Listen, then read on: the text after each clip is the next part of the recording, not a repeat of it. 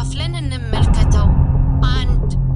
ታላቁ ተስፋ የብርሃንና የኃይል መጀመሪያ ሳምሶን ከመወለዱ በፊት ምድሪቱ በጨለማ ውስጥ ነበረች። እስራኤላውያን በኃጢአታቸው ምክንያት በፍልስጤማውያን እጅ ለ40 ዓመታት ተጨቁነዋል። በዚህ አስቸጋሪ ዘመን የእግዚአብሔር መልአክ መካን ለነበረችው ለማኑሄ ሚስት ተገለጠ። መለኮታዊ ጥሪ ሳምሶን ገና በማኅፀን ሳለ የእግዚአብሔር ናዝራዊ እንዲሆን የተመረጠ ልዩ ሕፃን ነበር። የመዳን ተስፋ እስራኤልን ከፍልስጤማውያን እጅ ማዳን የሚጀምር የታላቅ ተስፋ ፍሬ ሆነ።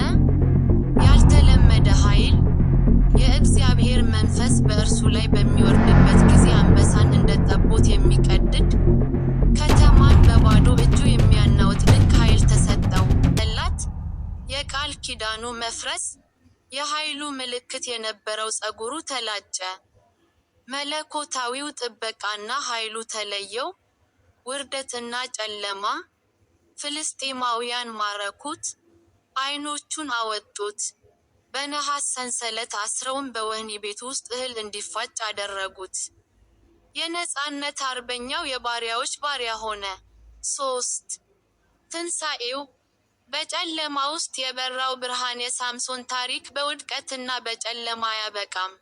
በእስር ቤቱ ውስጥ ሆኖ ሳለ ያጣውን መለኮታዊ ግንኙነት በንስሐ ማደስ ጀመረ።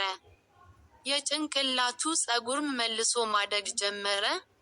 የመጨረሻው ጸሎት ፍልስጤማውያን በጣዖታቸው በዳጎን መቅደስ ተሰብስበው ሳምሶንን ሊያፌዙበት አቀረቡት። በዚህ ሰዓት ሳምሶን በልቡ ወደ እግዚአብሔር ጮኸ። አምላክ ሆይ፣ እባክህ አንድ ጊዜ ብቻ አስበኝ፣ ኃይልንም ስጠኝ። ታላቁ ድል። እግዚአብሔር ጸሎቱን ሰማው። ሳምሶን ሁለቱን የመቅደስ ምሰሶዎች በመግፋት ሕንፃው እንዲናድ አደረገ። የመስዋዕትነት ትንሣኤ ሳምሶን በሕይወት ሳለ ከገደላቸው ይልቅ በሞቱ ጊዜ የገደላቸው ጠላቶቹ በረቱ። ክብሩንና ጥሪውን በድል ፈጽሞ አለፈ።